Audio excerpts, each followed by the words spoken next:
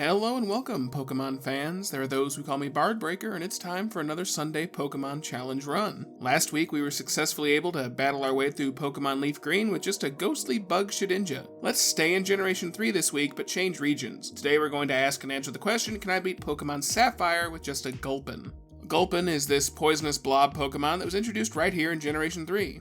We have a unique base stat total shared by no other Pokemon of 302, but we are 2 points higher than Bellsprout, Sandshrew, and Dratini for comparison's sake. A good bit of our stats are in our HP, which is pretty good. Beyond that though, everything else is pretty humdrum, but honestly not god-awful either. We've certainly done worse. Looking to our move pool, we really don't have a lot to work with here. We start with Pound, which is whatever, but beyond that our only other attacking moves are Sludge, which we get early, and Sludge Bomb a fair bit later. And that's it. We do learn Toxic by level up, which is nice, but we don't really have any type coverage to speak of. But speaking of type coverage, we do get a lot more of that when we look at our TM move list. We get moves like Shadow Ball, Ice Beam, Shockwave, and Giga Drain, all of which give some great type coverage with some pretty solid moves. But at this point, it's worth reminding you guys that I always write the script as I go, so at this point I haven't started playing the run yet. Everyone take your guesses down below to please the almighty algorithm, god of the YouTube algorithm, and let me know if you think I can do this or not. I'm gonna say that we probably can, but we're definitely gonna have to dip into our TM list quite a bit for this one. It's not gonna be super easy considering Poison is only super effective against one type,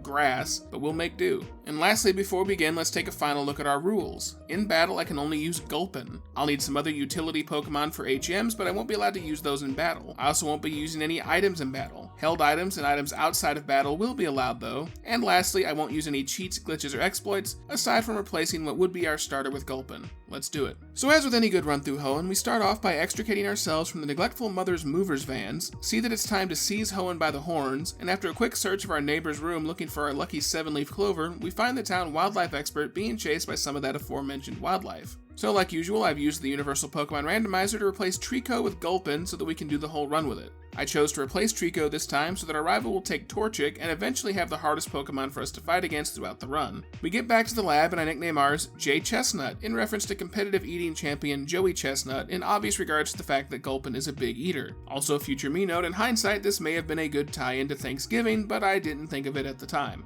Ours is ironically enough hasty in nature, so more speed at the expense of defense. I'm not really sold on that. Speed was our lowest stat, so a boost to speed is nice, but it's not going to do much, and ground is physical, so we're going to take more damage from stuff like Earthquake now. Our ability is Sticky Hold, which prevents our held item from being stolen. There's definitely more useful abilities, but it's not the absolute worst, I suppose. At this point, we have to go track down May, who is busy contemplating whether Slim Jims can actually be legally counted as beef jerky, and we challenge her to a fight. There's really no strategy here. We don't have any moves to speak of except for Pound, so we have to go for Pound over and over again. And the fact that we're slower definitely doesn't help. But apparently we're actually in a speed tie because at the very end, just when it looks like we weren't going to win, we pull out a Pound before what would have been her last scratch, and boom, we get the win. We just barely pulled that one out though, but it is a great start to the run. One of the first things I do now is draft 5 members of the Zigzagoon Kleptosius Brigade for use in their pickup ability. Pickup is an ability that gives us a 10% chance for each Zigzagoon to pick up and hold an item after each Pokemon I knock out in battle. Since I'm doing this in Sapphire, which I haven't played since my Aerodactyl run months ago, it's a static pickup chart that doesn't change based on level, and there's some really nice stuff here.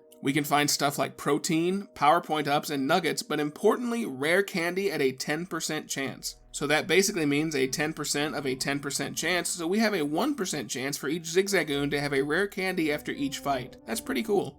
That will definitely shave some time off of this run for sure. So as usual, we make our way into the next town over, and once we have our customary existential crisis at the lake here in Petalburg, man, I guess that jerky debate with May really got to us. I gotta say I'm not sold on Slim Jims. They're like beef jerky's greasy cousin. Give me a bag of Jack Links any day. We make our way into Petalburg Woods where we have our first run-in with Team Aqua, and it's a quick pound down into the ground. But once we make our way to Rustboro City, we run into the first major obstacle of the run. We only have normal and poison moves at this point, and the first gym is a rock gym. We're going to have a very bad time here. Pound is going to be resisted, and Sludge is going to be double resisted. There's not much we can do here. You can see how little we do against just the first Geodude from the first trainer in the gym, and this is only because we finally landed a poison gas. We're just going to have to overlevel quite a bit here. I don't see another way around this. So while grinding up at the early levels, we stop and catch a Tailo for Fly later, nickname it Flapsity the 37th, Long May She Fly, as well as a Skitty for Flash later, nickname it Flashelius the 37th, Long May She Shine, followed quickly by a Nincada for Cut later, nicknaming it Snipticus the 37th, Long May She Cut, and I finally make an attempt at Roxanne at level 20 just to see where we stand. And as you can see here, we don't have a lot of success against Geodude, never mind the nose pass that's due out next. Guess we're gonna level up some more. 5 levels later and I try her again at level 25, but we're not happening here either. So as I start to grind up again, I then realize that I'm a big dummy and suddenly remember something that I've been forgetting. Struggle. This is Gen 3, so it's a typeless attack, which means her rock Pokemon aren't going to resist it. I also equip an Oran Berry to try and get a bit of HP back to keep us in the fight just a bit longer. After another couple of attempts later, we get a run where we do some pretty good damage pretty quick to the Geodude, and it gets us to the nose pass with a fair bit of health left, which has just enough to bring it down and finish the fight. Well, I can't believe I almost forgot Struggle was a thing, but it looks like we're at just the right level now, since this was still not a guaranteed win, but it still didn't take very long once I remembered that we had this option. After we're done with the gym, we're forced into police chase the simulator as we're tasked with chasing down an Aquagrunt who stole something from someone. Oh, and a bird.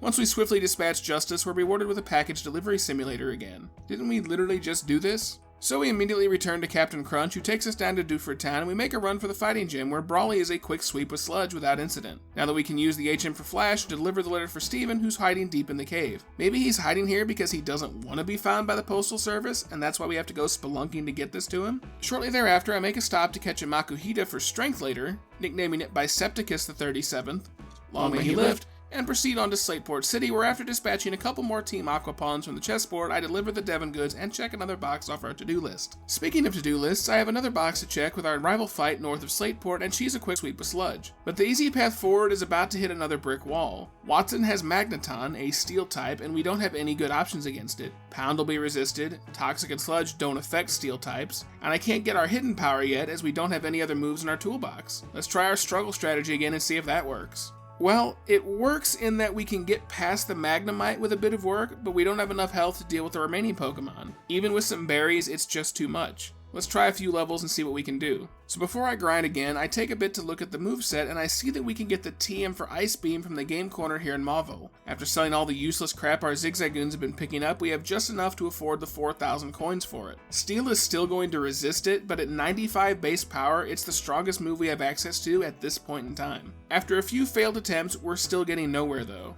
We can reasonably get past Magnemite, but we're paralyzed by the time we get to Magneton, and we don't have what we need. It's possible I could get a freeze on the Magneton, and that might be what we'll need, but after a few attempts I opt to get a few more levels and try again, rather than hoping over and over for a freeze to last. Or that could be exactly what happens anyway. Well, holy cow, that was certainly something. That was lucky, but I'm gonna take it. Now that we've beaten Wattson, we get the TM for Shockwave, but I'm gonna hold on to that for now. But now I can get the TM for Hidden Power, and so test out our typing. We get a super effective result on a Zigzagoon, which finally tells us we have the Fighting type Hidden Power.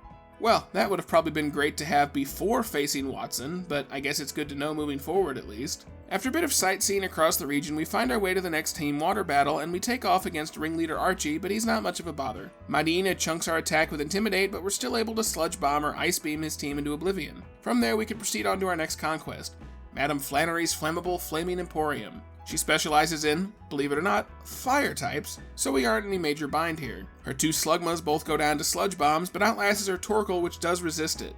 Fortunately for us though, we poison it, so despite Flannery's best attempts to potion stall, eventually she runs out of Tylenol, and we just barely break through her attracts and win thanks to poison damage by the skin of our teeth with just 2 HP. In any case, a win's a win now, so we can return to Petalburg for Rumble and Hoenn 2020, featuring the long-awaited father-son matchup of Barty B versus Norman, B.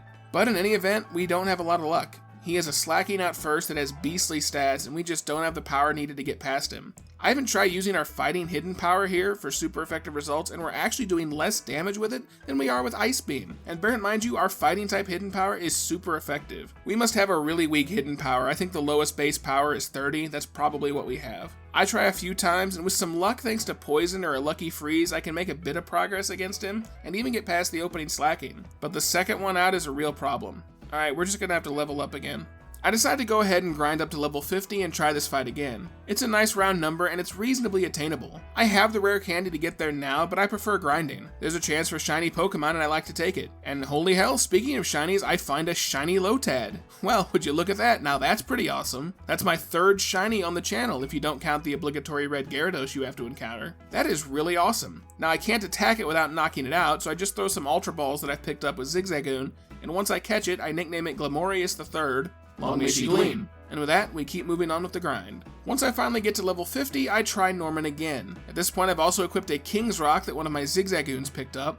It'll give me a slight chance to cause a flinch in the fight. And while unfortunately I don't have a lot of luck getting a flinch, what I do have is some good luck getting critical hits, as thanks to the timely luck of getting 2, we managed to quickly and easily get past Norman on our first attempt at level 50 without any major complications. What a difference a few levels will make.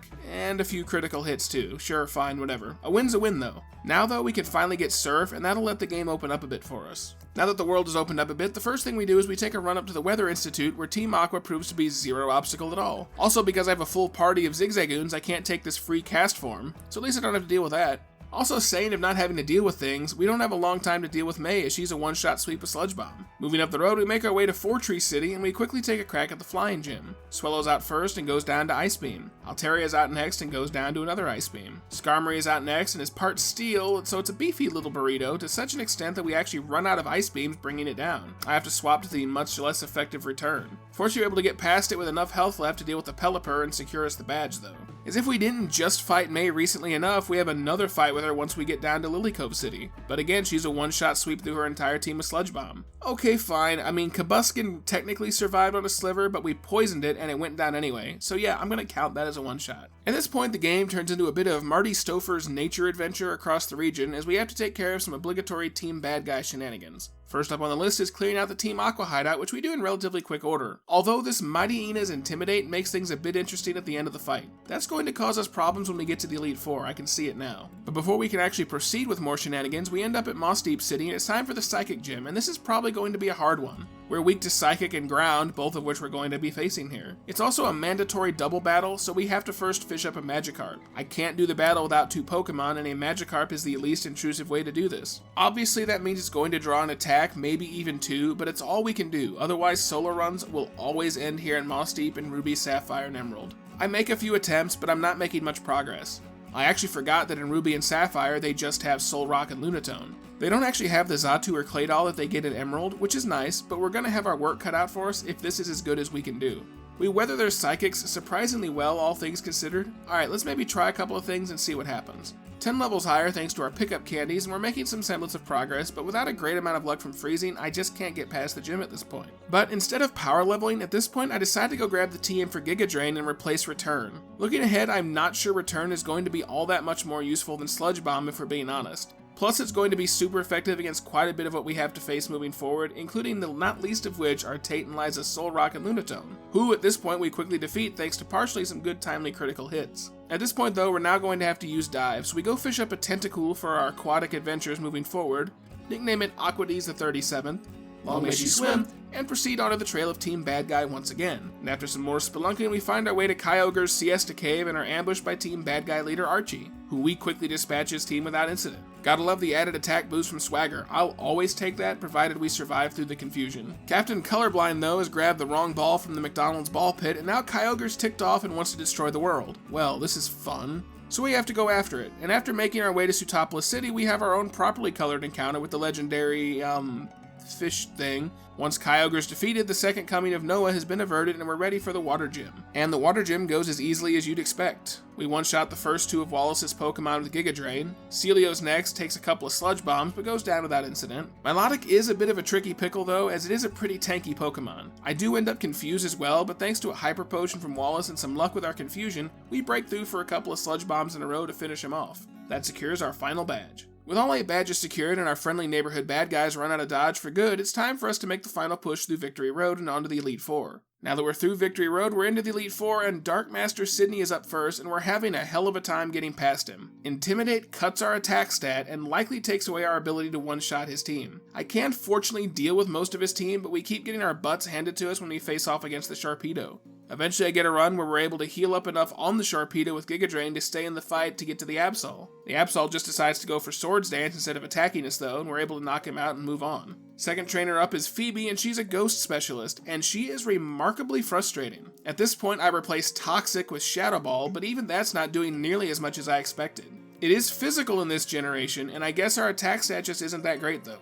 I do get one attempt where we have some absolutely amazing luck and we score 3 critical hit Shadow Balls in a row. But that luck quickly turns against us as we wind up confused against our second Dusclops, which knows Earthquake, and it brings us down after we waste time hitting ourselves in confusion. On our very next attempt though, we have a lot better luck, even going so far as to get 2 consecutive critical hits this time along our way to victory. Those crits against the Banette with Attract really were time savers, as if we're attracted, we wind up not moving 50% of the time. Fortunately, we get the hits we need when we need them, and we're finally able to mop up Phoebe. Ice Trainer, what the heck is her name? Frostalina? I actually legitimately forget, is next, and we just aren't having any of it. We only get to her wall rain once, and it's just not going well attempt after attempt. I'm just not doing nearly as much damage as I thought. Even with 5 or so rare candy, I don't have a lot of consistent luck getting back to the wall rain. The hail damage is a problem, and the fact that our special isn't great doesn't help us much either. Finally, at level 82, I have some decent luck. I can pretty much 2-shot all of our Pokemon now except the wall rain. Once we get back to the Frozen Walrus, we manage to get some good luck with a poison on the wall rain, and that leaves us with just enough health to bring it down with just 10 HP of our own left. A close victory is still a close victory though, I am going to take it. However close that victory was, Drake the Dragon Master next is a total one-shot sweep with Ice Beam. No trouble at all. That being said, the champion Steven is next. He favors steel types, and okay, no, this isn't happening. I can do, I guess, some decent-ish work against his team, but without an insane amount of luck or maybe resorting to double team, we're not going to have a lot of success at this level. Let's grind a bit and come back later. So after watching a couple episodes of Walking Dead and using some rare candy later, I try Steven again at level 95. I'm doing pretty well against most of his team, but Metagross is still a big problem. Even our super effective Shadow Ball is not doing much. If Ghost were special in this gen, we'd probably be in a bit better shape. But let's see if we can't get lucky here. So I decided to put all the cards on the table and just go ahead and use my last rare candies to get to level 100. And I spend literally over an hour or 2 attempting this legitimately at level 100, and it's not going anywhere. I try working in Shockwave and our fighting type Hidden Power. I try various held items like the King's Rock, the Miracle Seed which boosts grass moves, Lax Incense which boosts our evasion, and we make about the same amount of progress every time. I just can't do enough damage to stay in the fight long enough, and I was never able to get back to the Cradily or Armaldo after the one time that I did.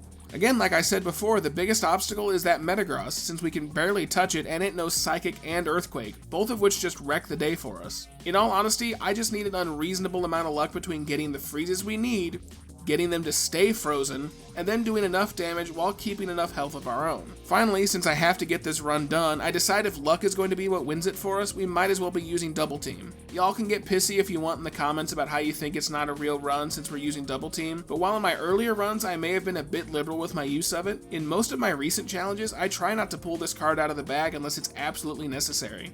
And like I said, we're not winning this fight without a lot of luck at this point anyway, so we might as well tip the scales in our favor with Double Team. And honestly guys, even Double Team does not make this a guaranteed victory. I had to try the fight quite a few times before the stars finally lined up our way. There's not a lot to say really though. We set up on the Skarmory and after 6 Double Teams are in place, we work our way steadily through his team. Even with Double Team, there's a lot of luck getting past most of his moves to miss, which leave us in the fight. After enough time and attempts though, we get a run what we need and we could finally put him behind us. Well, that was an unexpectedly difficult run. I honestly didn't think going into this that it was going to be that difficult. I did not think going in we were going to have to use Double Team. But then again, going into this, I forgot Steven is the champion of Ruby and Sapphire and not the secret post-game fight like he is in Emerald. So that wasn't very helpful either. But we did have some pretty good battles in this. There were no battles where we just kind of waltzed over it except for Drake right near the end. Everything else was a pretty even keel fight most of the run. It was pretty difficult and not super easy, but it was pretty good. I liked it. In any event, guys, I hope you enjoyed. If you did, leave a like and a comment down below and join the Bardbreaker Discord server to hang out with me and the fellow members of the community. I'm honestly not sure what next week's challenge run is going to be yet. Leave your suggestions down below. Like I said in last week's video, I'm in the process of being promoted to store manager, so my schedule is about to change, but I do still plan to do an upload a week, though my upload date is probably going to change. In any case, guys, thanks again for watching. Like, comment, subscribe, and until next time, go catch 'em all.